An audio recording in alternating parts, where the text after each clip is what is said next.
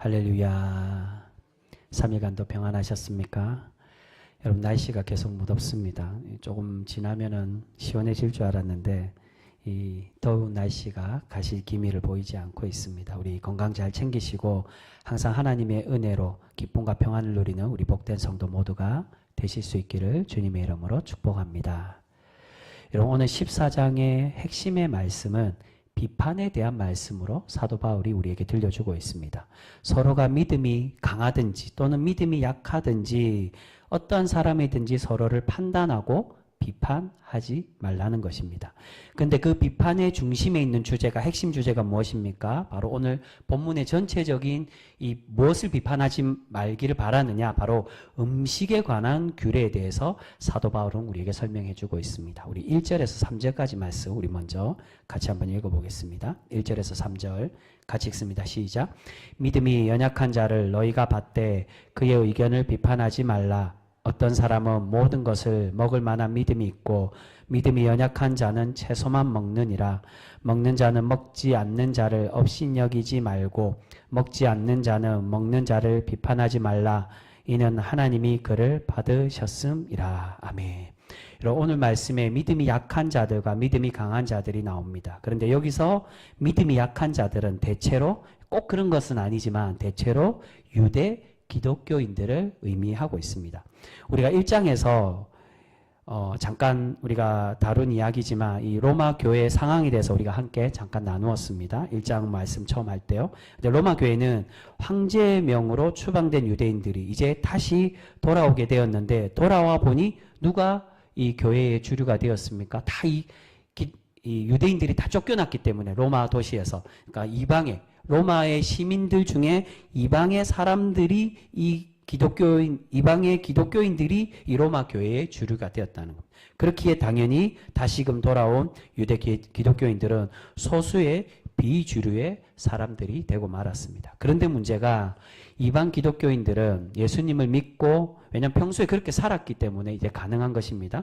예수님을 믿고 믿음으로 구원을 받았다는 확신을 갖고 있었는데, 유대 기독교인들은 어땠습니까? 그들과는 다른 풍습을 가지고 있었다는 겁니다.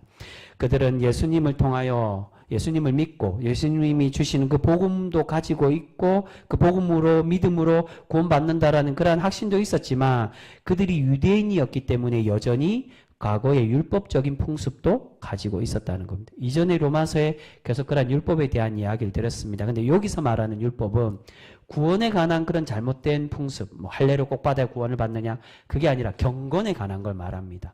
그러니까 분명히 예수님을 통하여, 그분을 통하여 믿음으로 구원받는다는 거 확신을 유대인들이나 또는 이방인들도 가지고 있는데, 그런데 이제 이 14장에서 이야기하는 게 다른 풍습으로 인해 참 경건이 뭐냐, 이것을 하고 안 하는 거에 해서 우리 신앙의 경건으로 판단할 수 있느냐, 이제 그것에 관한 겁니다. 이러한 유대 율법적인 풍습에 관한 말씀은 다른 서신들에서도 바울이 계속 거론하는 것을 볼 수 있습니다. 근데 그 율법이 본질에 관한 것이라면 문제가 없는데, 그러니까 율법의 말씀에 통해서 유대인들이 지켰던 그 풍습이 본질적인 문제, 하나님의 말씀의 정신에 관한 것이라면 아무런 상관이 없고 바울도 계속 권면할 건데, 그렇지 않고 그 유대인들이 믿고 행했던 것이 비본질적인 문제로 인해 교인들 간에, 이방 성도들 간에 갈등이 생겨나고 있었다는 겁니다. 그 비본질적인 문제가 바로 고기와 포도주와 같은 음식에 관한 규례에 관한 것이었습니다. 당시에 로마는 이방의 종교가 선행했던 도시였기 때문에 고기와 포도주가 이방의 우상의 제사와 관련되어져 있었습니다. 즉, 고기와 포도주가 이방 신에게 바쳐졌다가, 이게 유대인도 사실은 마찬가지로 고기를 잡을 때 하나님께 바쳐지고, 이게 대부분 이제 이게 축사를 하고 그 이제 하나님께 드림으로 이제 꼭 제사를 드리지 않더라도 그렇게 이렇게 바치는 경우들이 많습니다. 이 이방신들에게 이 고기와 이방 사람들이 생각하는 그 풍습에서도 음식도 마찬가지였다는 겁니다. 고기와 포도주가 대부분이 이방의 신들에게 바쳐졌다가 나온 것이었기 때문에 이것을 유대 기독교인들은 이것을 먹는 것이 부정하게 생각하고 있었다는 거예요. 그래서 2절에 보시면 경건을 위해서 무엇만 먹었다고요? 채소만 먹었다는 것입니다. 근데 이 음식 문제가 비본질적인 것으로 보는 이유가, 예수님께서 우리에게 마태복음 15장에 어떻게 말씀하십니까? 무엇이 부정하다고 입으로 들어가는 게 부정한 게 아니라 도리어 입에서 나오는 것이 더럽고 부정하다라고 그렇게 사도 바울도 그것을 인용해서 말씀하고 있습니다. 우리가 먹는 거 어떤 것으로 들여서 먹는 것으로 해서 그게 부정하지 않다고. 왜냐하면 또 이게 신앙적인 것과 관련됩니다. 사실 우리가 우상을 믿고 있고 정말 우상이 존재한다라고 생각한다면 그 음식이 분명 부정하게도 볼 수 있습니다. 그런데 우리가 우상에 대해서 어떻게 생각합니까? 우리는 하나님만이 참 신이시며 모든 이방의 우상은 사람이 만들어낸 그러한 존재들이라고 믿고 있기 때문에 허상에게 드려진 그러한 음식을 부정하게 여길 필요가 없다는 것입니다. 그래서 그 우상을 통해 나왔다고 해서 진짜 신에게 바쳐졌다 그러면은 그렇게 믿고 있다면 그 믿는 사람이나 정말 그런 신이 있다라고 생각한다면 그 음식이 부정하다라고 할 수 있지만 우리는 하나님만이 참 신으로 믿고 다른 것은 다 거짓된 그러한 사탄의 꾀임이나 아니면 다른 세상의 허상을 믿는 거기 때문에 그 신에게 바쳐진 게 아니라 그냥 허상에게 드려진 것을 먹는 것이기 때문에 그것을 부정하게 생각할 필요가 없다. 사도 바울은 그런 원리에서 이야기하는 겁니다. 그런데 그럼에도 유대인들의 전통에는 오래된 전통들입니다. 이 다니엘서에도 보면 그게 나옵니다. 그 친구들이 왜 그것을 먹지 않았느냐? 채소만 먹는 이유가 그 페르시아의 그 신들에게 드려진 것에 부정한 것이기 때문에 정결을 경건을 지키기에 먹지 않으므로 더 강건해졌다. 그것을 다니엘서에서 이야기를 하는 겁니다. 그 풍습이 오랫동안 내려오고 있었기에 이런 비본질적인 음식에 관한 규정을 지킴으로 경건을 유지하려고 하고 있었다는 것입니다. 그래서 이런 비본질적인 것 때문에 신앙의 자유를 누리지 못하는 이들을 믿음이 연약한 자라고. 그러니까 비본질을 믿고 있기 때문에 믿음이 연약한 자라는 겁니다. 근데 그와 반대로 오직 하나님의 주님을 통한 신앙의 참 본질인 예수님을 믿음으로 구원받는다라고 생각하는 사람들을 믿음이 강한 사람이라고 그렇게 표현을 하고 있습니다. 그런데 이런 비본질에 관한 규정은 꼭 음식 규정만이 아니라 다른 것들도 있음을 우리에게 거론하며 말씀합니다. 우리 그 말씀 보겠습니다. 5절 말씀입니다. 5절 말씀 같이 읽겠습니다. 시작. 어떤 사람은 이 날을 저 날보다 낮게 여기고 어떤 사람은 모든 날을 같게 여기나니 각각 자기 마음으로 확정할지니라. 아멘. 여러분 여기서 표현하는 이 날과 저 날에 관한 말은 바로 안식일과 주일에 관한 것을 의미하고 있습니다. 그러니까 더 큰 의미에서는 안식일뿐만이 아니라 다른 절기들, 유대인들이 지키는 절기를 과연 지켜야 되느냐, 그리고 금식의 일주일에 유대인들은 꼭 2번씩 금식을 했습니다. 이게 경건에 관한 원칙으로 그렇게 율법으로 지킨 겁니다. 금식에 관한 거라든지 그 모든 것을 포함하지만 그런데 여기서 이날과 저날에 대한 가장 큰 핵심은 안식일에 예배를 드려야 되느냐, 주일에 예배를 드려야 되느냐에 대한 논쟁이 있었다는 겁니다. 여러분 우리는 지금 주님을 믿기 그리스도이기 때문에 주일에 예배를 드리는 건 당연하다라고 생각하고 있는데 그럼 주일이 언제부터 생겼느냐? 기독교 초기부터 그러니까 기독교 초기부터 모든 사람들이 다 주일에 예배를 드렸느냐? 그렇지가 않다는 겁니다. 당시에는 기독교 초기였기 때문에 안식일과 주일을 혼재해서 그렇게 지키고 있었습니다. 어떤 이들은 안식일에 예배 드려야 된다고 생각해서 안식일에 드렸고, 또 어떤 이들은 이제 주님이 부활하신 날이니까 주일에 예배를 드리는 사람들도 있었습니다. 지금의 우리는 당연히 주일에 예배를 드리는 것이 맞다라고 할 수 있습니다. 왜냐하면 우리는 이제 유대교가 아니라 예수 그리스도를 주님으로 믿고 있기에 그 주님께서 3일 만에 부활하셔서 구원을 완성한 날이 주일이기 때문에 여호와의 날, 하나님의 구원의 날이 주일이 되는 것입니다. 그렇기에 기독교는 주일에 예배를 드리는 것이 옳다라고 할 수 있습니다. 하지만 당시에는 오랫동안 안식일을 예배하는 날로 지켜왔기 때문에 그 전통을 쉽게 바꾸기가 어려웠던 시대입니다. 근데 이제 우리가 주중에 예배 드리는 것도 마찬가지지만 안식일에 예배 드리면 하나님이 받지 않고 주일에 드리면 예수님을 통하여 중보자가 되셔서 하나님 받으시냐? 그렇지가 않다. 본질적으로 보면, 본질의 의미에서 보면 어느 날을 드리느냐? 그게 중요한 게 아니라 공동체가 정하여 함께 연합하여 예배 드리는 날. 이제 그 예배가 중요한 거지. 우리가 주일을 해야 되냐, 안식을 꼭 해야 되냐, 그게 중요하지 않다는 겁니다. 이렇게 음식에 관한 풍습이나 안식일에 관한 규정들로 로마 교회가 다툼이 있었음을 바울은 이야기합니다. 그런데 오늘 말씀에서 바울은 결론을 어떻게 얘기합니까? 어느 쪽이 옳고 어느 쪽이 틀렸다라고 말씀하는 게 아니라 무엇을 하지 말라고요? 서로가 서로를 이해하고 비판하지 말라고 그 겉면으로 우리에게 말씀합니다. 그래서 3절에 보시면 그 핵심의 말씀이죠. 먹는 자는 먹지 않는 자를 업신여기지 말고 저들이 불경건한 자들이야 그렇게 업신여기지 말고 먹지 않는 자는 먹는 자들을 비판하지 말라고 참 신앙이 없어 연약한 자들이야 그렇게 비판하지 말라라고 권면하고 있습니다. 여러분 우리나라 개신교 초기에도 이러한 비슷한 일이 있었습니다. 이게 날에 대한 것과 마찬가지로 또는 전통 때문에 그러니까 좀 전에도 말씀드린 것처럼 안식일에 하냐 주일에 하냐 이 제물에 드린 이방의 우상에게 드린 제물을 먹느냐 먹지 않느냐 본질의 의미에서는 의미가 없는데 그것으로 다투는 게 과연 지금은 우리가 쉽게 받아들이지만 당시에는 어려운 문제였다는 겁니다. 우리나라 개신교 초기에 사무엘 무어 선교사가 세운 승동교회라는 교회가 서울에 있습니다. 원래는 다른 이름이었지만 이게 계속 바뀌고 하다가 이 교회가 다른 이름이었다가 여러 번 분열하고 또한 통합하다가 다시 정통의 문제로 다투어서 분열한 일이 있었던 교회가 이 승동교회입니다. 근데 1990년 초에, 그러니까 일제시대가 거의 시작할 초기죠. 당시에 최초의 장로를 세우게 되었는데 그 최초의 장로가 누가 되었냐면 백정 출신의 성도가 장로가 되었습니다. 그러니까 어떤 문제가 생겼겠습니까? 양반 출신의 성도들이 이에 불만을 품고 결코 그럴 수 없다고. 어찌 백정 출신은 우리가 장로로 섬길 수 있냐라고 해서 다투어 분리되어서 새롭게 교회를 세웠는데 그 교회가 서울에 있는 안동교회로 알려져 있습니다. 그러니까 안동에 있는 안동교회가 아니라 서울에 안동교회가 따로 있습니다. 그 교회가 분리된 겁니다. 지금 기독교의 정신으로 생각하면 너무나도 비본질적이고 무의미한 다툼이지만 당시에는 오래된 전통에서 벗어나지 못하고 포기하지 못하는 그러한 모습들이 많이 있었다는 겁니다. 당연히 이 모습에서도 본질을 따르는 사람들은 믿음이 강한 사람들이고 양반 체면 때문에 비본질을 포기하지 못한 사람들은 믿음이 약한 사람들이라고 할 수 있습니다. 그런데 비록 비본질을 포기하지 못하더라도 바울은 어떻게 얘기합니까?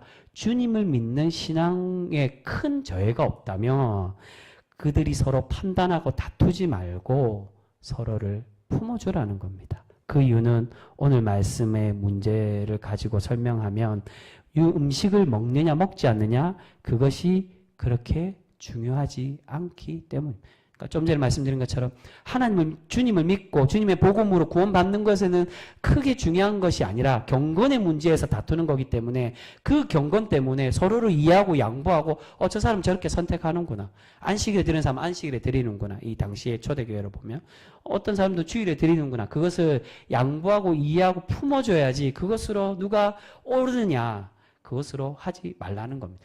구원에 관한 것이라면 양보하지 않고 무엇이 옳은지를 분명히 싸워야 되는데 그런데 경건에 관한 것, 본질에 관한 것이 아니라면 양보해 주라는 겁니다.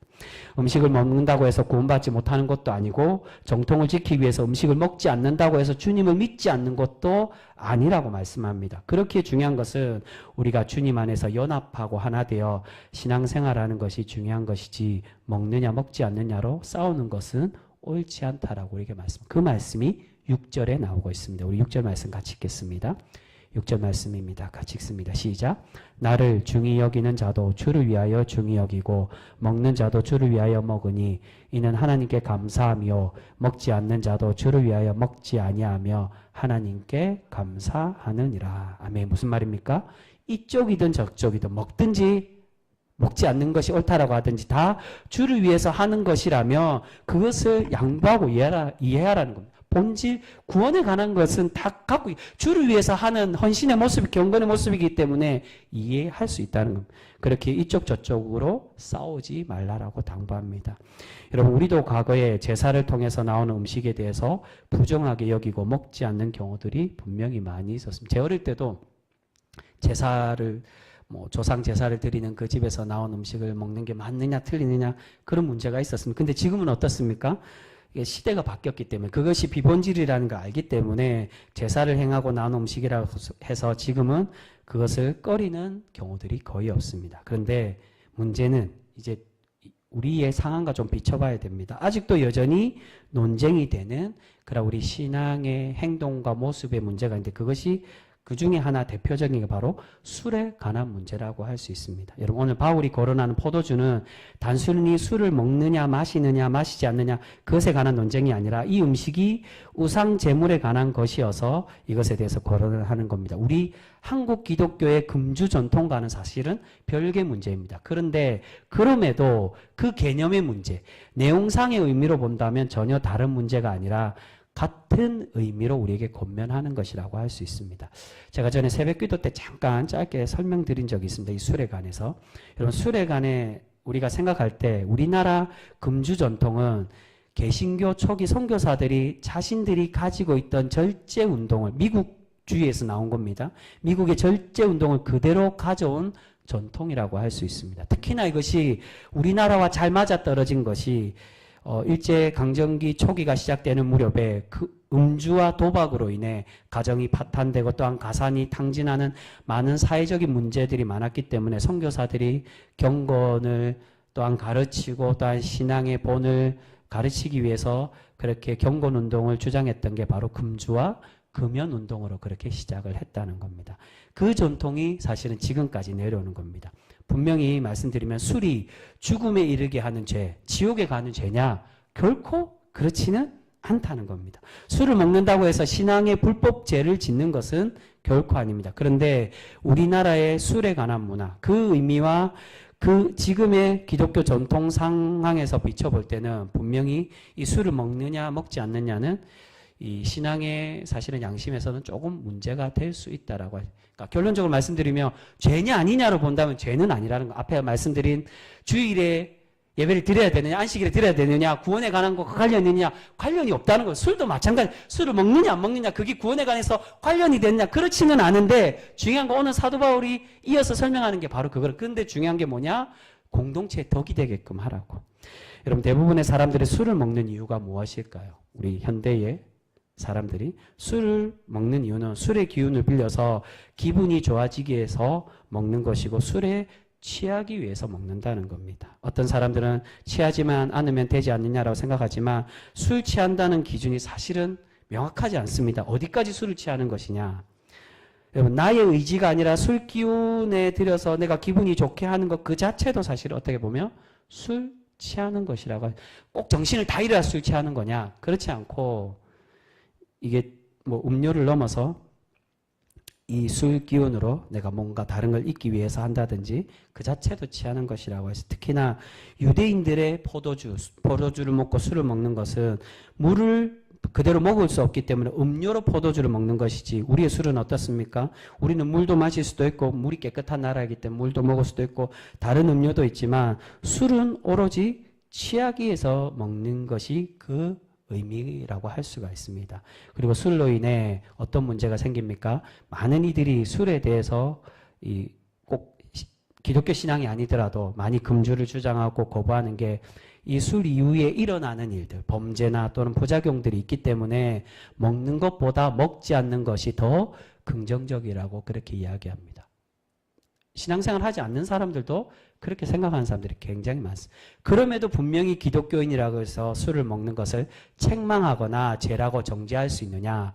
그럴 수는 분명히 없습니다. 여러분 제가 그 새벽 기도 때도 그 얘기 드렸지만 언젠가는 분명히 우리나라 기독교도 술 문화에서 이게 바뀌는 날이 분명히 있을 겁니다. 그런데 현재는 어떻느냐? 언젠가는 바뀌기 때문에 난 떳떳하기 때문에 해도 되느냐?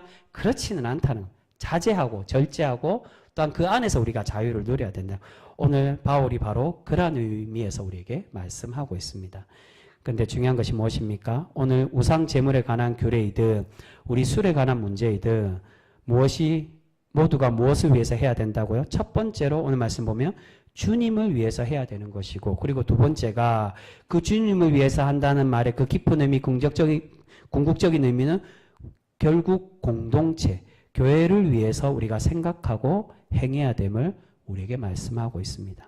여러분 대부분의 그리스도인들이 술을 마실 때 숨어서 먹는 사람들이 많이 있습니다. 왜냐하면 떳떳하지 못하기 때문에. 왜 숨어서 먹습니까? 떳떳하지 못하기 때문에. 여전히 순에 관한 문제는 다른 사람들에게 거리낌이 있기 때문에 그렇게 조심스럽게 먹습니다. 오늘 사도 바울은 먹느냐 먹지 않느냐 그게 중요한 게 아니라 자신 오늘 말씀에 보면 한 두세 번 그걸 거론합니다. 이것을 먹음으로 스스로가 거리낌이 있다면 그것은 죄고 잘못된 것이죠. 자기가 잘못된 걸 알고 있는데 거리낌을 갖고 있다면 이미 자기 양심에서 양심에 대한 얘기입니다. 하나님 앞에 떳떳하지 못하다. 그렇다면 떳떳하지 못하다면 그러니까 우상에게 드리는 게 분명히 허상에게 드리는 것처럼 먹어도 되는데 우상의 제물을 먹어도 되는데 내가 이거를 우상에 드려서 불경건하게 내가 생각하는데 다른 사람이 먹으니까 나도 먹어도 되는 건가? 라고 그렇게 생각하지 말라는 자기가 여전히 거리낌이 있다면 먹지 말라는 겁니다.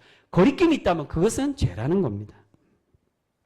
여러분 혹여 나는 어떤 분들 중에 신앙인들 중에 그렇게 이야기하고 생각하는 분들이 있어요. 나는 전혀 거리낌 없이 당당하게 다른 사람들 앞에서도 먹을 수 있다라고 그렇게 말하는 신앙인들 그런 분들도 분명히 있을 수 있습니다. 그런데 오늘 사도 바울의 권면의 핵심이 무엇입니까? 자신은 옳다고 생각하고 그것을 당당하게 행동할 수 있어도 자신을 통해 다른 사람들이 무엇을 받는다고 시험을 받거나 거리낌, 상처를 받는다면 그 모습은 옳지 않음을 우리에게 말씀하고 있습니다. 오늘 사도 바울은 어느 쪽이든 사실은 초반과 중간까지는 서로가 다투지 말라라고 이야기하지만 결론에서 어떻게 얘기합니까? 그러나 연약한 이들을 위해 먹는 것이 자유롭더라도 자유를 누릴 수 있지만 먹지 않도록 자제하고 절제해라고 말합니다. 믿음이 강한 사람들이 연약한 자들이 낙심하지 않도록 절제하는 것이 공동체 유익을 위해서 옳다라고 그렇게 결론을 맺으며 우리에게 말씀하고 있습니다. 우리 그 말씀 보겠습니다. 제일 후반에 결론으로 이제 가는데 후반에 그 얘기를 합니다. 20절과 21절 말씀입니다. 20절 21절 우리 같이 읽겠습니다. 시작. 음식으로 말미암아 하나님의 사업을 무너지게 하지 말라. 만물이 다 깨끗하되 거리낌으로 먹는 사람에게는 악한 것이라. 고기도 먹지 아니하고 포도주도 마시지 아니하고 무엇이든지 내 형제로 거리끼게 하는 일을 아니함이 아름다우니라. 아멘. 여러분 20절에 하나님의 사업이란 말은 하나님의 일, 교회의 일들 그걸 말하는 게 아니라 원어상으로 볼 때 하나님의 작품을 의미합니다. 하나님의 작품이란 즉 의역하면 교회 공동체, 하나님께서 만드신 신앙인들 교회 공동체를 의미합니다. 즉 바울은 하나님의 교회를 무너뜨리게 하지 말라는 겁니다. 그래서 21절에 고기나 포도주를 먹음으로 조금 전에 말씀드린 그 말씀 20절에 나오죠. 먹는 사람 그러니까 깨끗하지만 다 먹는 것이 만물이 다 깨끗하지만 거리낌으로 먹는 사람은 악한 것이라고. 내 마음에 이거 내가 좀 거리끼는데 근데 먹고 싶어서 숨어서 이렇게 숨어서 먹는 걸 떠나서 다른 사람들이 보기에도 내가 양심에서 걸리면서도 먹는 그런 모습이 이미 자기 양심이 걸렸기 때문에 그것이 옳지 않다는 겁니다. 그리고 21절에 고기나 포도주를 먹을 수 있어 자유롭지만 다 깨끗하지만 자기는 거리낌이 없어도 공동체를 위해 지체를 위해 그들이 거리끼게 하고 넘어지게 하는 것이 있다면 그 모습이 아름답지 않다라고 너희가 먹지 않으므로 아름다운 모습으로 그렇게 행하며 살아가라고 권면하고 있습니다. 여러분 분명히 앞에서 바울은 어느 쪽이든 믿음과 상관없기 때문에 자기의 양심대로 하면 된다라고 말씀합니다. 그런데 왜 결론에 와서는 먹는 사람들이 더 자제하라고 말씀하고 있는 것일까요? 그 이유는 바로 가장 중요한 신앙의 본질. 여러분 성경의 가장 중요한 본질의 핵심이 무엇입니까? 사랑에 있다라고 그 말씀이 오늘 중간에 나옵니다. 15절 말씀 우리 같이 읽겠습니다. 15절 말씀입니다. 사실 15절 2절부터 계속 이 결론을 향해 달려갑니다. 다 먹을 수 있고 다 행할 수 있지만 중요한 건 하나님의 양심과 공동체의 거리낌이 되지 않게끔 해라는 거예요. 15절 말씀 우리 같이 읽습니다. 시작. 만일 음식으로 말미암아 내 형제가 근심하게 되며 이는 내가 사랑으로 행하지 아니함이라 그리스도께서 대신하여 죽으신 형제를 내 음식으로 망하게 하지 말라. 여러분 신앙은 나만 떳떳하다고 해서 되는 것이 아닙니다. 혼자서 옳은 것을 행할 수 있다고 혼자서 떳떳하게 신앙생활 할 거라면 예배와 신앙생활을 혼자서 해야만 될 것입니다. 그런데 여러분 복음과 하나님의 복음과 교회는 과연 혼자서 할 수 있느냐? 그렇지가 않다는 겁니다. 현대 기독교인들 중에 신앙인들 중에 다 싫고 이거 내가 비판받고 이런 거 싫어서 내 편하게 신앙생활하고 싶어서 집에서 혼자서 인터넷으로 또는 TV로 예배 혼자서 드리고 헌금을 온라인으로 쏘고 그러니까 어쩔 수 없어서 하는 사람이 아니라 나의 선택으로 하는 사람들이 굉장히 바른 예배가 아니라고 제가 여러 번 말씀드렸습니다. 여러분 중요한 것은 우리가 상식적으로 성경에 대한 이야기만 생각해 보셔서도 우리가 충분히 알 수 있습니다. 주님께서 우리를 구원해 가시는 상징의 의미로 그 하나님의 신앙의 우리의 경건의 모습으로 성찬을 우리에게 주셨는데 여러분 성찬을 혼자서 할 수 있을까요? 성찬은 혼자서 할 수 없습니다. 내 혼자 빵을 떼고 주님이 준 피구나 몸이구나 그렇게 하는 게 주님께서 성찬 주실 때 어떻게 주셨습니까? 나의 몸을 너희가 받아 먹고 나누라고. 이것이 교회고 이것이 하나님의 구원이라고 그렇게 말씀하십니다. 우리가 참된 예배, 주님과 교제는 예배를 드리기 위해서는 주님의 교제 예배를 드리기 위해서는 그래서 코이노니아라고 말씀드렸습니다. 공동체가 함께 연합하여 예배 드릴 때 가능하여지는 것인 줄 믿습니다. 그렇기에 내 혼자 떳떳하다고 내 혼자 마음대로 신앙생활하는 게 아니라 서로가 연합해서 비록 나는 떳떳할지라도 양보하고 나누는 그런 모습이 필요하다는 겁니다. 술에 관해서 결론적으로 말씀드리면 당부드리는 거 그러니까 앞에서도 말씀드렸고 죄는 아니기 때문에 드실 수도 있습니다. 근데 대중 앞에서는 사실은 조금 자제할 필요가 있다. 왜냐하면 대중이 볼 때 여러분 믿지 않는 사람들도 저도 그런 공격을 저 목사지만 저도 신앙생활 안 할 때 직장생활하면서 술을 마신 적이 있습니다. 저도 뭐 그 술에 이게 지옥 가는 죄라고 하면 저도 지옥을 가겠죠. 근데 지옥 가는 죄가 분명히 아니지만 근데 믿지 않는 사람들이 그걸 볼 때 잘했다고 우리가 함께 어울렸다고 그렇게 생각했느냐 아니고 뒤에서 돌아서서 이야기하는 것이 저 사람도 똑같구나 기독교인인데 경건하다는 체하면서 똑같은 사람이야 라고 안 믿는 사람들도 정죄한다는 겁니다. 여러분 믿지 않는 사람들이 안 그렇겠습니까? 보수적인 신앙을 가진 사람들이 여전히 있습니다. 한국 교회에. 그 사람들이 술을 먹는 대중 앞에서 먹고 떳떳하게 먹고 공동체 안에서 먹고 하는 것에 비판적으로 생각하고 불편해하고 마음이 상한 사람들도 분명히 있을 수 있습니다. 그것이 우리 하나님께서 우리에게 바라시는 참 신앙인의 모습은 결코 아님을 우리는 분명히 기억해야 됩니다. 여러분 결국 오늘 말씀에서 사도 바울이 이 모든 것이 누구를 위해서 해야 된다라고 말씀합니까? 사랑의 정신 안에서 우리가 생각하고 그 사랑의 모습으로 행하는 것이 바로 사나 죽으나 주님을 위해서 행하는 모습이 되어야 됨을 우리에게 권면하며 말씀하고 있습니다. 우리 그 말씀 마지막으로 우리 함께 읽겠습니다. 우리 8절 말씀입니다. 8절 말씀 같이 읽습니다. 시작. 우리가 살아도 주를 위하여 살고 죽어도 주를 위하여 죽나니 그러므로 사나 죽으나 우리가 주의 것이로다. 아멘. 여러분 최근에 함께 사역하던 전도사님이 목사고시를 합격했다는 소식을 듣고 뭐 서로 축하하며 그러한 이야기를 한 적이 있습니다. 저도 처음 전임 사역을 시작할 때 그분이 이제 전임 사역을 이제 갓 시작하면서 이제 목사고시도 패스하고 이제 본격적인 목회 길을 들어서는데 저도 전임 사역 때를 생각할 때 이제 그분의 그런 권면을 했습니다. 너무나도 불편하고 전임 사역이 목회 사역이 적응이 안 되고 어려울 때가 있었습니다. 이전에 저의 모든 삶을 바꿔야 하고 삶의 방식과 생각, 체질까지도 다 바꿔야 하는 그러한 헌신과 희생이 많이 필요한 게 이 목회의 길이고 또한 이 신앙의 길이라는 것을 많이 느꼈습니다. 그래서 처음에는 내가 너무 불편해서 이렇게 나를 다 갈아갖고 엎어야 되는데 내가 과연 이 목회를 제대로 해낼 수 있을까? 끝까지 내가 목적지까지 갈 수 있을까?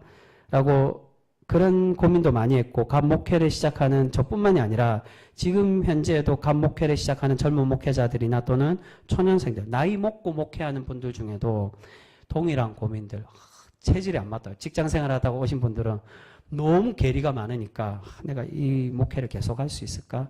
그런 고민을 하는 분들이 굉장히 많습니다. 여러분 우리가 우리의 삶의 방향을 우리가 하나님을 믿고 하나님을 위하여 사나 죽으나 주를 위해 산다고 주님의 신앙인이 된다는 것 삶의 방향을 오직 주님께로 향하고 주님만 바라보고 살아간다는 것 살아도 주를 위해 살고 죽어도 주를 위해 죽으며 먹고 마시는 모든 것을 고린도전서에 사도 바울이 권면하는 것처럼 먹으나 우리가 먹고 마시던 그 모든 것을 주의 영광을 위해 해야 됨을 우리는 분명히 기억해야 됩니다. 때로는 어렵습니다. 목회기만 어려운 게 아니라 신앙인으로서 거룩함으로 구별되는 것.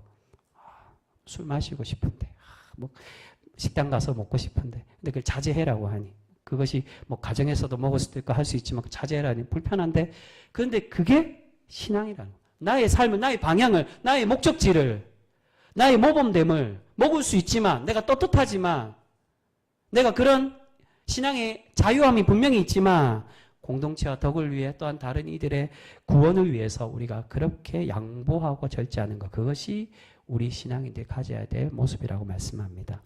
여러분, 어렵고 힘든 길이지만 우리 주님을 쫓아 살아간다는 것은 바로 그렇게 우리의 방향을 바꾸고 체질을 바꿔야 하는 것입니다. 이전에 내가 누렸던 모든 것들을 똑같이 다 누리면서 결코 주를 위해 살 수가 없습니다. 여러분, 사도 바울이 고린도전서 10장 23절에 우리에게 그렇게 말씀합니다. 동일한 의미입니다. 모든 것이 가하나 모든 것이 유익한 것이 아니요 또한 모든 것이 덕을 세우는 것이 아니라고 말씀합니다. 우리가 술을 먹는 것 언젠가는 분명히 바뀌어질 것입니다. 그것이 분명히 죄는 아닙니다. 하지만 하나님께서 우리에게 자유를 주신 것은 나의 자유로 교회를 무너뜨리고 지체에게 상처를 주라는 게 아니라 절제하고 하나님의 교회와 사랑으로 덕을 세우기를 우리에게 바라고 계시는 줄 믿습니다. 여러분, 오늘 사도 바울이 모든 것을 주를 위해 하며 사랑으로 행하라고 권면하고 있는 것처럼 우리가 주님의 영광과 사랑을 위해서 자유를 누리고 절제와 헌신함으로 살아가 하나님께 칭찬받는 그런 복된 성도 우리 모두가 되실 수 있기를 주님의 이름으로 축복합니다. 기도하겠습니다.